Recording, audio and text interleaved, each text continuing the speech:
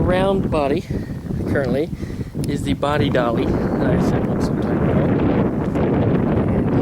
And this is going to be assembled around the body, and the construction that I've built into it allows the pieces to swing into position, which should make the car a lot easier to lift up onto the dolly by just two people doing it, as only one end of the car has to be lifted at a time. At least that's the theory anyway.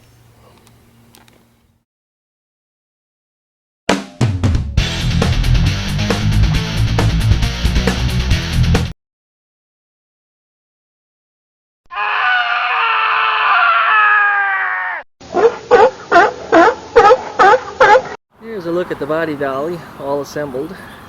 It's in place, and how this works is that the body will get lifted, and then these swing up into position. They'll go up underneath the body, but above the front suspension. So it should get the body up, probably about that high, which should give me plenty of room to work underneath it. As we know, all the pan bolts are off. I can actually lift this body by hand, by myself. The rear, of course, works the same way as the front. This sucker swings right up into position.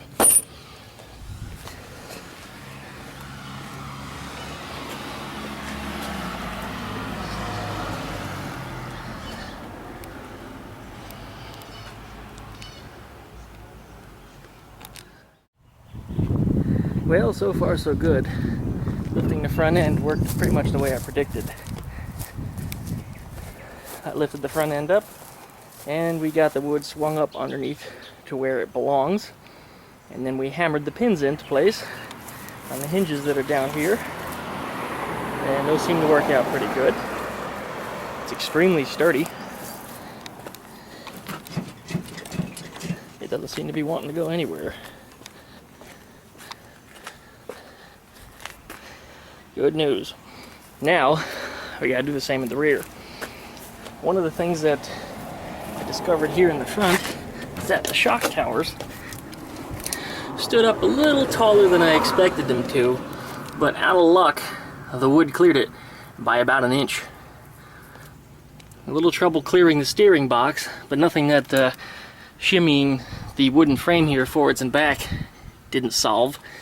And once we got that into position, it's just a matter of putting the pins into place and the thing's in. See underneath here now, we got light all the way around. It looks like it's lifting the body up off the pan about a good 8 inches or so. It's probably going to have to go a little higher in the front. We'll figure that out once we get to that point, because I need to be able to roll the chassis out from underneath the body. Well, there is our cleaned up floors. And you can see how the driver's side floor over there is just absolutely destroyed. Passenger side's not too bad. It looks like there was a little water that was puddling up in the back, and that's because the window seal up here in this front corner was leaking. I was able to find just a little trickling of water come down, and that's what caused the dash pad on the passenger side on the bottom to rust. As the water would actually flow around through here and get into it. So anyway, that is going to be figured out, and the seals are going to be entirely replaced. So here's what we're looking at, and next up, what we're going to do is we're going to roll the body out from the chassis, and then, well, Sammy's coming to say hello. How are you? I'm good.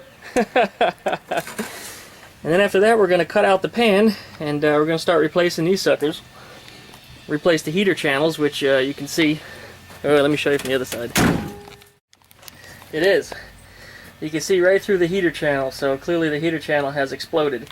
It rusted right out, and we're going to have to replace that too. So we got 2 heater channels, 2 floor pans, and then we're going to wrap this thing back up, put it back together, and then start fixing the exterior of the car.